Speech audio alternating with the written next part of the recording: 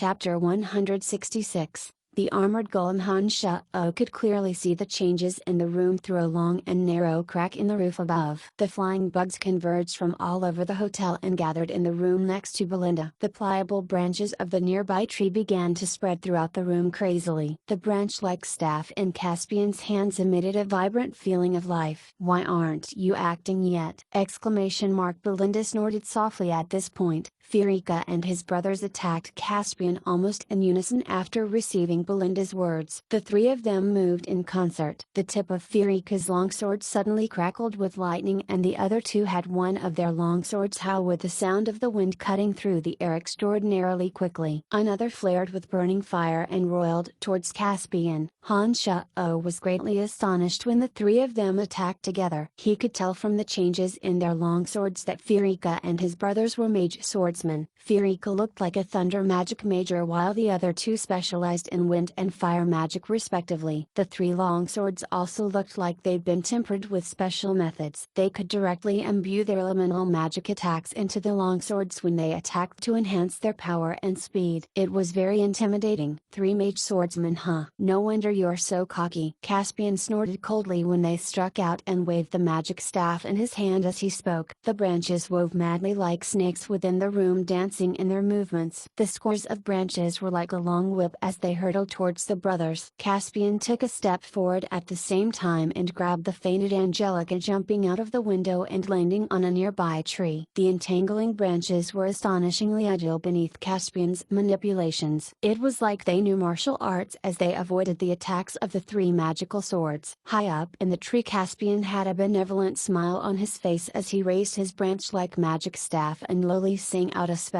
The tree he was standing on suddenly came alive like an enormous octopus. The leafy branches were like countless tentacles of the octopus as they spread through the house with extreme speed, churning towards everyone inside. "Up!" Caspian roared. A huge rumble sounded as the house Belinda and everyone was in suddenly lifted itself, with the roof caving in shortly thereafter. Han Sha-O's eyes were fixed tightly on Emily within the house, and he rushed down to save her when he realized that something wasn't quite right. It touched his heart to see that the pliable branches that had snaked into the house from all directions were protecting all the people apart from Belinda and her men. As the house collapsed on itself, the flexible branches had already brought the people who Belinda had sent to sleep out. "The friend on the roof, it's about time for you to come down, isn't it?" When Han Sha-O was about to leave, when he discovered that Emily had been pulled out of the room by the branches, Caspian's bright eyes landed on Han Sha-O as he asked with a smile. Seeing that his movements had been exposed, Han Sha-O didn't continue to hide, and he jumped down from the tree, landing in the hotel's spacious inner courtyard. He then very casually walked up to the tree that Caspian was on and stood next to Candace and Emily. "You go about your business, I'll help you look after these people. I won't let them harm those beneath this tree." Han Sha-O lifted his head to smile at Caspian as he spoke. Caspian started when Han Sha-O opened his mouth and then looked at Han Sha-O oddly. "Have we met before? Why does your voice sound familiar?" Hey, let's do away with these people first." Belinda and the others rushed out from the collapsed house at this moment and glared angrily at Caspian, immediately attacking in this direction. "All right, I think I must know you." Caspian responded and waved his staff, looking at Firika and his brothers gravely. The branches of the leafy bough tree above him kept entangling amongst themselves and looked grotesquely strong. The other trees within the courtyard were affected by the power of nature and started waving their branches as well, joining Caspian's side. Han Sha-O was greatly surprised by this development. After he took a look and realized that Caspian seemed to be able to deal with these people, he then focused his attentions on the fainted Emily. He took a deep breath in and placed a hand on her back. His magical yuan circulated into a small whirlpool in his left hand. Using his knowledge of the human body, Han Sha-O concentrated and used the effects of the magical yuan to quickly clear out the fragrances effects from her body. Her long lashes suddenly fluttered, making Han Sha-O delighted, as he knew that meant she would wake soon. A large rumble suddenly traveled to Han Sha-O's ears. He abruptly lifted his head in surprise and saw that a 4 to 5 meter tall three-eyed monster with 8 horns on its head and a spiked tail had suddenly appeared within the courtyard. Han Sha-O recognized this monster with one glance. It was the image of the three-eyed demon god Ansidisi that the necromancer Clarendon had tried to raise. This three-eyed demon monster was now formed of shining gray armor and its enormous body was filled with power, giving others an intensely intimidating feeling. A golem formed in the image of the demon god? You're from the Calamity Church? Caspian's face changed drastically when the golem appeared and he exclaimed in shock. You guessed right, Belinda said softly and then gave instructions to the golem. Kill him. The 4 or 5 meter tall golem shaped from gray armor charged towards Caspian after receiving Belinda's order. A towering tree next to it furiously sent branches churning towards it. Before the branches had thoroughly entangled the golem's ankles, the fierce-looking golem suddenly exerted force and broke free of the soft branches around its ankles. Every heavy step the golem set down on the ground shook the ground with a thunderous crash as if an earthquake were happening. A nearby tree twisted many branches together and formed a branch thicker than 2 people's waists put together, slamming towards the golem. When the golem discovered that an attack was about to hit it raised its spiked tail and swept it in an arc, crashing into the thick branch. The thick branch that had been roiling towards the golem was halted in its tracks by the golem's armored tail. Its tail was deeply embedded into the branch and it actually ripped out the branch with a vigorous shake of its tail. The branch splintered into a pile of twigs and branches. A string of profound magical incantations suddenly rang out of Emily's mouth as a few dark magic spells landed on the golem. However, these spells that had an incredibly destructive effect on men and animals had absolutely no effect on the golem. The alchemists of the Calamity Church have developed golems in the shape of the evil demon god with incredible magical immunity. Don't waste your efforts. Caspian lowered his head to give Emily this reminder. Then what should we do? Emily lifted her head to ask anxiously. Take these innocent people away from here. I'll think of a way to delay them. Caspian was also equally anxious as he swept a glance below. The golem is being manipulated. This matter will be over if we can control her. Han Shao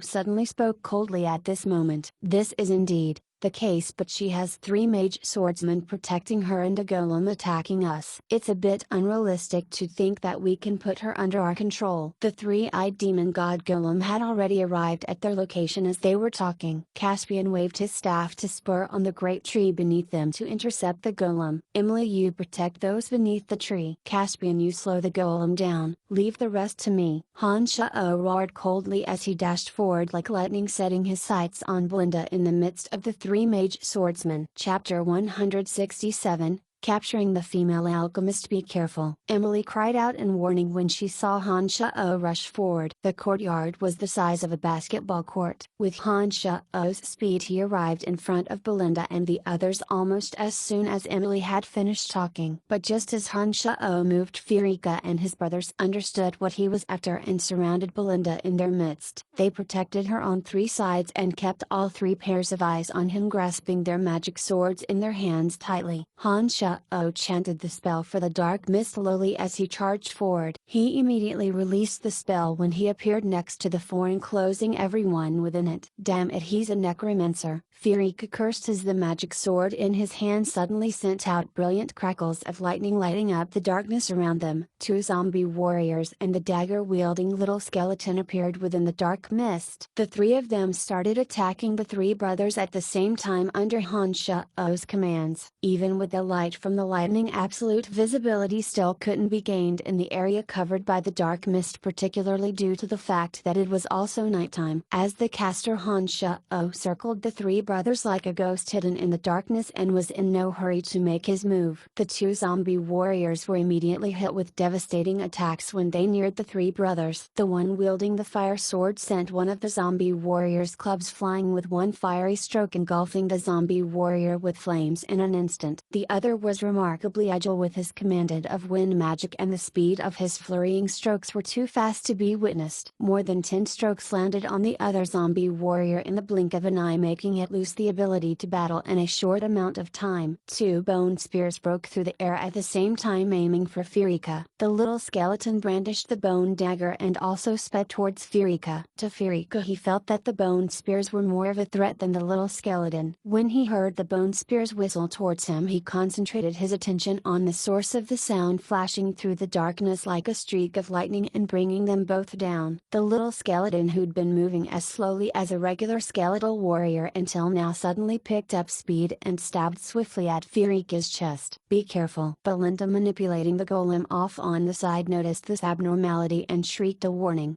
Firika startled in a fright and didn't defend himself in time. He immediately dodged, but a large bit of flesh was carved out of his chest and he grimaced in pain. The demon slayer Reg's harsh howling suddenly sounded piercingly at this moment, displaying a heart-stopping red splendor in the darkness, and quickly moved between Firika and his brothers. Two soft sounds broke through the air like a wooden stick breaking through paper. The two who had just finished off the zombie warriors hadn't even had time to clearly see what had happened when they felt a gusty draft in their chests. They lowered their heads to see a great bloody hole in their chests and that their blood was spurting out like arrows. The two fell down with a thud shortly after looking down at their chests. On the other side, Caspian discovered that the golem's movements had suddenly become a bit stiff due to Belinda's distraction. He immediately waved his staff and once again commanded the branches to entangle the golem. Beneath the tree, Emily took out her staff and swiveled her gaze between the golem and Han Sha-Oh, seeming to monitor the danger within the terrain. "Don't kill her, just capture her." Emily saw that the demon slayer Reg was howling louder and louder after having feasted on the blood of the two mage swordsmen. She spoke up in reminder when she saw that moving streak of red drift closer and closer to Belinda. If it hadn't been for Emily's reminder, the demon slayer Reg would have reaped Belinda's life in the next second. Han Sha-Oh immediately understood Emily's thoughts and summoned the demon slayer Reg back to him, having it sink back into the palm of his hand. Having evaded one of the little skeleton's bone dagger attacks already, Firika's chest was on fire, but this pain was only temporary as the little skeleton's 7 blood red bone spurs spun out and suddenly nailed him to the floor. The 7 blood red bone spurs were all sparkling with an evil red splendor as the blood within Firika's body all quickly flowed into the 7 bone spurs. They had sucked Firika's body dry in an exceedingly quick manner. His body was like a piece of dried aged meat. As the 7 bone spurs drained Firika of his blood, the little skeleton seemed to enjoy this greatly as it capered happily with bone dagger in hand, giving Belinda, who stood in the distance, a feeling of uncontrollable fear. "Don't move." Belinda suddenly heard a harshly cold voice behind her in the darkness and then saw the bizarre weapon that had reaped the lives of 2 of her men resting on her shoulder. "Who are you to interfere in the matters of the Calamity Church?" Belinda wasn't panicked as her sapphire eyes looked ahead to the front, maintaining a gentle tone and speaking faintly. "Cut the bullshit and make the golem stop or you'll die immediately." He'd already killed Clarendon, so his grudge with the Calamity Church was certain. Han Sha-Oh was now completely unfettered in his actions and wouldn't care about the threats of the Calamity Church at all. The harsh tone and the killing intent flaring out from the demon slayer Reg made Belinda realize that Han Sha-Oh wasn't joking. She grunted lowly and said, "You'll regret provoking us." As she spoke, Belinda manipulated the golem somehow, and the fierce, stocky armored golem that was 4 or 5 meters tall suddenly disappeared within a strange magic scroll in her hands, pouring out as Han Sha-Oh exerted a bit of force and hit the back of her head, making Belinda's body collapse and faint. The little skeleton had retrieved the 7 bone spurs after sucking Firika dry. The dark mist was slowly starting to dissipate. Han Sha-Oh saw that everything was in control and dismissed the little skeleton. Taking a deep breath, and Han Sha-Oh picked up Belinda and carried her under his arms, walking out of the area and arrived next to Emily. "Let's leave the rest to Elder Caspian." Han Sha-Oh lifted his head and looked at Caspian with a slight smile. Since the golem had disappeared, Caspian naturally had no reservations and looked at Han Sha-Oh with great surprise. "Who are you? How do you know that my name is Caspian? Have we met before?" We did indeed meet before, but we're not well acquainted with each other. These people here are innocents and have only been caught by the fragrance. They'll wake up slowly even without your help. We need to take this person of the Calamity Church to interrogate her, so we'll be on our way." Han Sha-Oh smiled as he looked up to Caspian. "No, this woman is from the Calamity Church. If the matters of today aren't handled well, great trouble could befall you. It's better if you give her over to me. I'll handle this matter appropriately." Caspian seemed a bit unwilling to let Han Sha-Oh take Belinda away. He alighted from the tree and spoke to Han Sha-Oh. "Our dark mantle has already taken charge of the matter of the Calamity Church. It's not your place to say what we can or cannot do." Emily suddenly flicked a displeased glance at Caspian and spoke with a darkened face. Caspian started when he heard these words and then spoke with the air of enlightenment. "So you're of the dark mantle. There's no problem in that case then. Take the woman, I'll guarantee the safety of all of those here. Then you have our thanks. Han Shao picked up the 3 magical swords as he spoke and searched the bodies of Fiorika and his brothers. Let's go, stop searching, there's nothing there. Emily rolled her eyes at Han Shao, ill-temperedly seeming to laugh at Han Shao's greed. Explain things to her if she wakes up to prevent her suspecting anything. Han Shao pointed at Candace as he spoke and left with Emily, returning to the Dark Mantle stronghold. Chapter 168, Ripping off the veil. As Han Shao and Emily brought Belinda to the Dark Mantle stronghold, they noticed that the flying bugs that had been circling the hotel were trailing them from a short distance. The Demon Slayer edge suddenly flashed as its sharp point sank into one of the flying bugs and brought it to Han Shao's palm. He took a closer look and discovered that this bug was the same material as the golem that Belinda had released. They were all made of metal armor, with just one of them being extremely big and the other being very small. Magical yuan circulating in his palm. Han Shao pinched his thumb and forefinger together tightly and a sharp crack rang out as he pulverized the bug. Han Shao's eyes narrowed and his lips as he noticed an exceedingly small magical formation within the stomach of the crushed bug, with traces of magical elements flickering within it. This Calamity Church is indeed formidable to set up a formation within such a small flying golem. Han Shao couldn't help but sigh with amazement as he put the flying golem away. Emily nodded in full agreement with Han Shao's words and spoke with a tinge of fear in her voice. The Calamity Church is the most evil of all churches, with all sorts of evil magics and secret arts. Take the golem in the shape of the 3-eyed demon god for example. If the force and strength it displayed could be mass-produced, then the knights of our empire will have no way to contend against the attacks of these golems. She was definitely part of Dark Mantle. Emily's first thought was for the country's security and not how much personal gain these golems could bring her. I'm going to dispose of those flying bug golems to prevent them from following us to Dark Mantle. It won't do for someone to discover our traces. Han Shao brought out the Demon Slayer edge and willed it to charge into the crowd of flying bugs, destroying all of them in short order. When all the flying bugs had been destroyed, Han Shao and Emily didn't linger as they made use of the night to sneak back to the Dark Mantle stronghold. Han Shao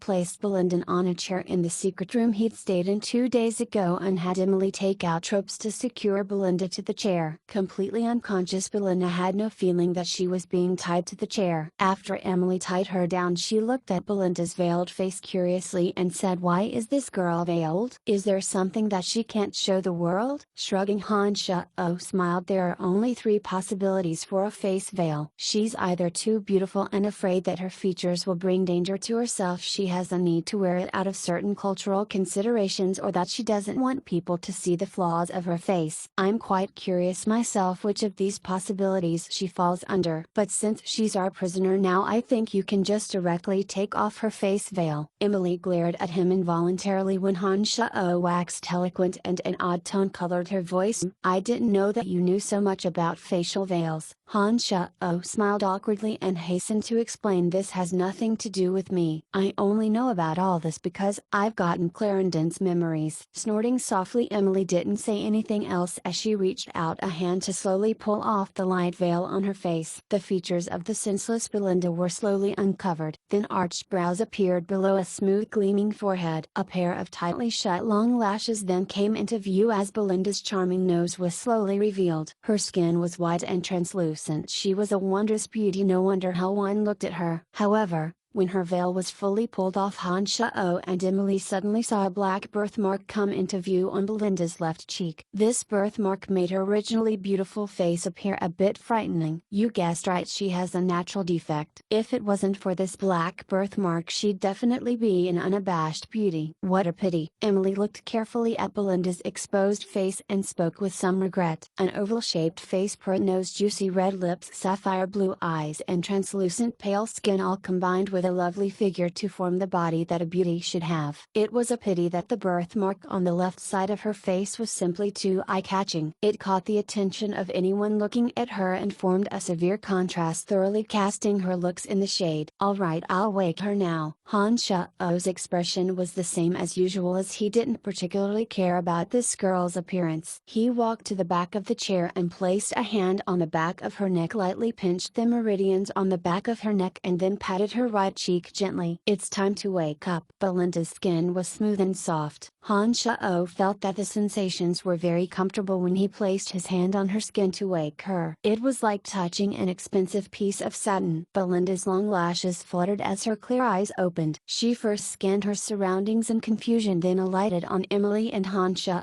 with surprise. The confusion in her eyes immediately faded away as Belinda rapidly recognized where she was. Her clear eyes sparkled with ice as her voice turned soft but threatening. "Who are you to dare capture me? My Calamity Church won't let you get away with this. You'll regret what you did today." "No need for you to worry about that. What business do you have in Valen City? Apart from assassinating Clark, what other evil plots are you up to?" Emily looked coldly at Belinda and started her interrogation. "Do you think I'd tell you? You're wasting your effort." Belinda looked disdainfully at Emily. Belinda suddenly noticed the veil in Emily's hand and thought of something. Her previously tender voice became shrill for the first time. Panicked, she glared at Emily and said loudly, "You'll pay the price for taking off my veil." After watching for a while, Han Shao walked impatiently in front of Belinda, his voice chilling. "Tell us what you came here for, or I'll give you another birthmark on your right cheek." Belinda's facial expression changed when she heard these words and she gave a high-pitched giggle. "You'll be sorry for this." Her previously red flushed face abruptly drained of all color as her body stiffened instantly. Her breathing slowing to a shallow pace and her eyes shutting once more, she seemed to have fallen into a coma as all her bodily functions went into hibernation. Han Shao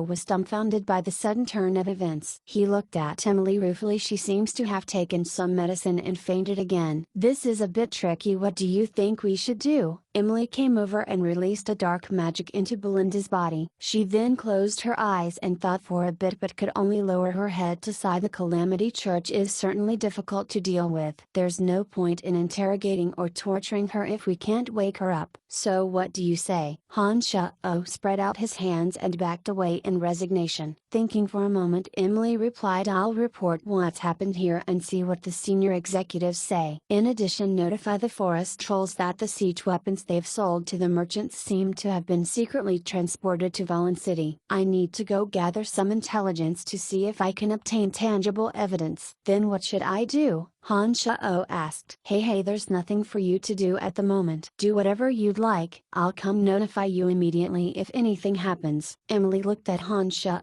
with a smile. Nodding, Han Shao responded, "That sounds good. I'll stay in the secret chamber and start practicing high-level necromancy magic. I'll also see if I can find a way to wake Belinda and get something out of her." "Whatever you'd like, but behave. Don't you take Belinda to bed whilst I'm not here." Emily was about to leave when she suddenly thought of something and suddenly turned back to glare ferociously. "I'm not the type to take advantage of others." "Don't worry." Han Shao smiled ruefully. "Humphrey, and you say you're not?" "That's exactly how you got me." Emily glared fiercely and then seemed to remember something. "However, Belinda's black birthmark probably has affected your feelings towards her." "I don't think I have anything to worry about." Emily was obviously proud of herself after saying these words and left happily. Chapter 169, Premeditated Partnership. Han Shao's magical prowess had increased in recent times due to his advancement to the true demon realm, and his mental strength had also advanced by leaps and bounds due to the strengthening of his brain. He'd already fully grasped all the magics that a journeyman necromancer should know. Having received all of Clarendon's memories, Han Shao's understanding of necromancy magics had taken a giant leap forward. He'd received knowledge of many difficult to grasp concepts thanks to Clarendon's decades of experience, so his magic was brought to new heights. Han Shao now felt that his mental strength was much greater than before, and since he'd fully grasped all of the journeyman magics, he planned on taking the next step forward. He'd made a promise to Fanny to officially be in a relationship with her when he reached adept status. This proved to be a great impetus for Han Shao.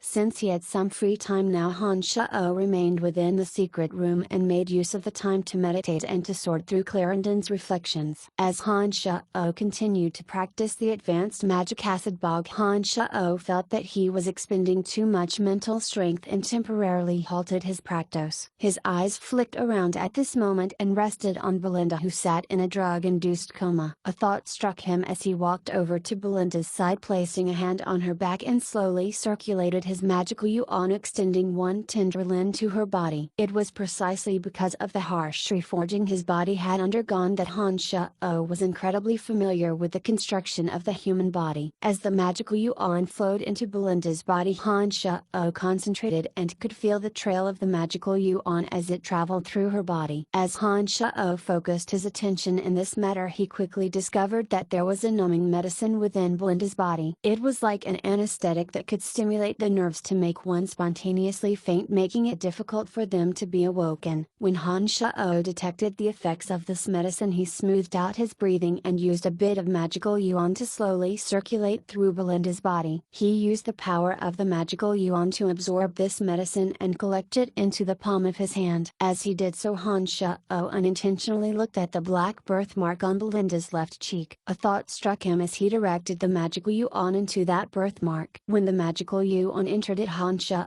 could clearly feel that another strange element was present within the birthmark, but it had thoroughly melded with Belinda's face, and so there would be some difficulty if he wanted to remove the mark. After all, this black birthmark would have been present at her birth and not been present in her body for only a short amount of time like this medicine. Although he still had methods to deal with it, Belinda's beauty had nothing to do with him. It would also expend a lot of his magical yuan to do so for her, so Han Shao naturally wouldn't help beautify Belinda. When he'd absorbed the entirety of the medicine agent from Belinda's body, Han Shao knew she would wake soon. His mind thought furiously as to how he would interrogate the awakened Belinda. A notion suddenly floated to the top of his mind as he chuckled coldly. A purple flame jumped into existence from his left fingertip, and he used the Demon Slayer edge to slightly cut open his index finger, forcing a drop of blood into the flame. When this little bit of Han Shao's essence landed on the purple flame, the flame suddenly brightened painful and then collapsed into the size of a pinky fingernail. Under Han Shao manipulations, the little ball of purple flame suddenly sank into the back of Belinda's neck and formed into a small black mole. Since reaching the true demon realm, Han Shao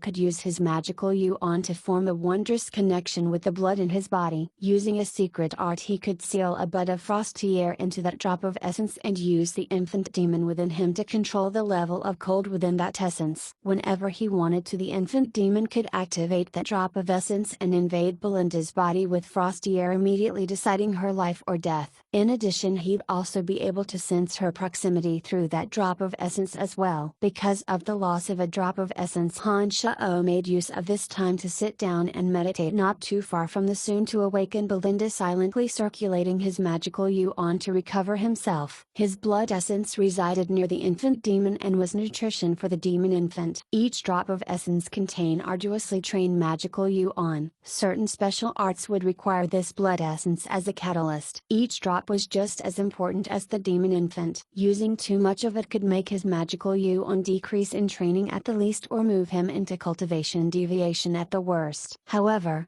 using only one drop wouldn't lead to any serious problems. He'd be able to fully recover after a day or so if he meditated carefully. A soft sound suddenly sounded from beside him after a while. Deep in meditation, Han Shao could feel that Belinda was about to awaken even with his eyes closed. Her long lashes fluttered as Belinda's bright eyes began to look around her surroundings. Several torches burned in this secret room so she could clearly see everything as she looked around. Apart from being spacious, there was nothing particularly noteworthy in this secret chamber. Han Shao sat coolly in one corner, immediately drawing all of Belinda's attention. He presented a stern and grave face at the moment, the angles on his handsome face quite apparent. He looked quite masculine as he sat there aloofly, cross-legged and back straight. Curling her lip, Belinda breathed out softly and tugged at the ropes on her body. She discovered that it was indeed tough to struggle free from them. Her lively eyes darted to and fro, seeming to be weighing up something. "You better not make any careless moves. Otherwise, if I discover something's wrong, I'll immediately kill you." Han Shao spoke coldly when he heard the friction of the ropes. His sudden remark startled Belinda and she stared angrily at Han Shao.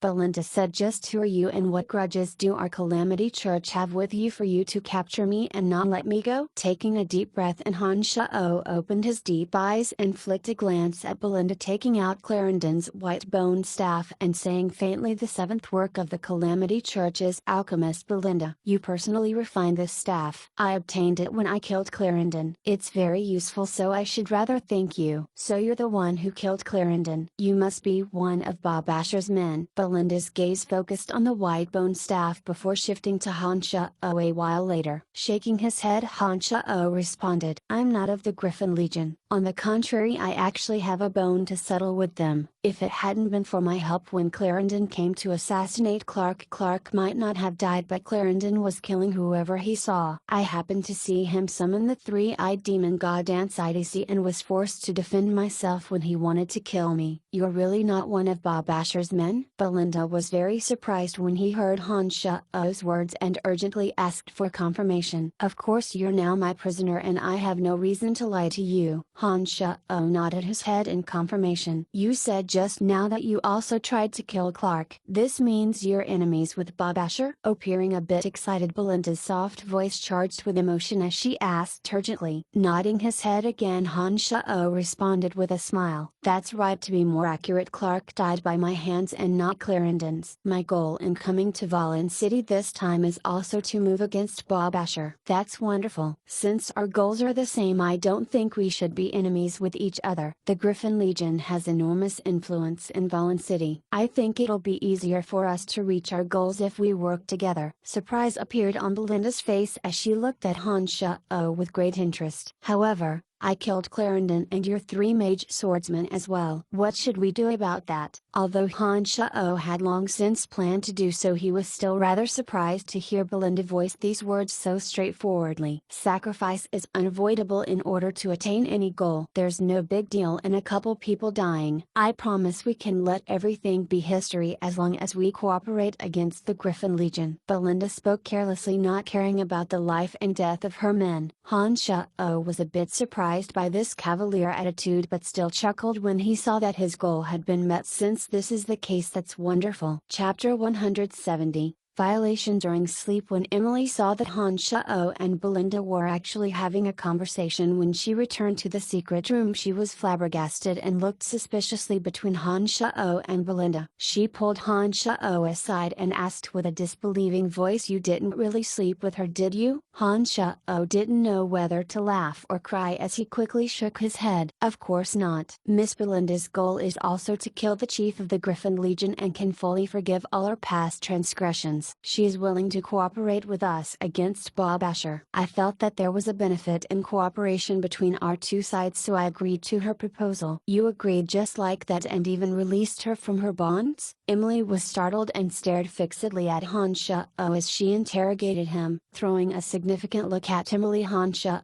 smiled openly and said to Belinda, we have a special relationship. Although we are cooperating with each other, there are still secrets between us. If you don't mind, I'd like to blindfold you before we let you go. Of course I understand. Belinda accepted readily and forthrightly. Han Shao blindfolded her again and had also placed the veil back over her face. He led her out of the dark mantle stronghold beneath Emily's taken aback gaze and only let her off a carriage when they were a far ways away. He said, you can come find us at the agreed place after you make contact with your people. We can talk about the details of our cooperation then. Okay, it was very nice to meet you. Belinda responded softly and left after alighting from the carriage. Emily hastened to ask after her figure had vanished, just what is going on? Why did you let her go just like that? Han Shao quickly summarized what had happened. There wouldn't be much of an effect if we tried to force the truth out of her, but we can get a lot more information out of her if we let her go like this. I can take her life immediately if she tries to do anything disadvantageous towards us, so there's no need to worry about anything. She'll reach out to the Calamity Church after she leaves and we'll obtain more information from her if we work together. We can also team up against Bob Asher together. Isn't this killing multiple birds with one stone? Do you know that you're engaging in very dangerous acts? The Calamity Church isn't an ordinary faction. If we aren't careful, not only will we lose everything we've worked for up until now, we'll lose even our lives as well. You're playing with fire. Emily still found it hard to accept his actions even after listening to his explanations and sighed with emotion. All right, I know my limits in this matter. Taking risks is necessary sometimes. Only with great risk comes great reward. We can handle it. Han Shao